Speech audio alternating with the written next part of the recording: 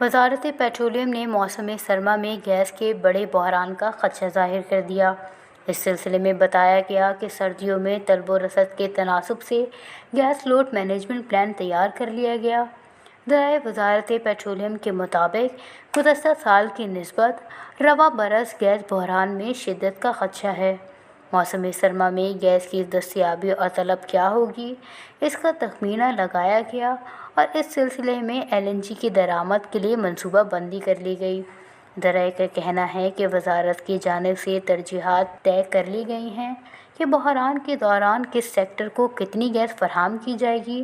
سردیوں میں شدید بحران کے پیش نظر تیار کیا گیا گیس لوڈ مینجمنٹ پلان 1 نومبر سے 15 فروری 2023 تک کے لیے ہوگا۔ ذرائع نے امکان ظاہر کیا ہے کہ بلوچستان اور سندھ میں سیلاب کی وجہ سے گیس کی دستیابی اور سپلائی متاثر ہو سکتی ہے، جبکہ آئندہ موسم سرما میں گیس کی مجموعی یومیہ طلب 8 ارب جبکہ مجموعی پیداوار 3 ارب 75 کروڑ کیوسیک فٹ ہونے کا امکان ہے۔ بحران کے پیش نظر 1 ارب کیوبک فٹ LNG درآمد کی جائے گی۔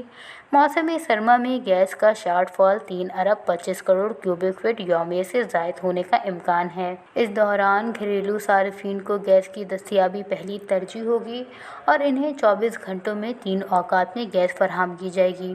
ذرائع نے بتایا کہ زیرو ریٹڈ انڈسٹری کو بھی گیس کی لوڈ شیڈنگ نہیں کی جائے گی۔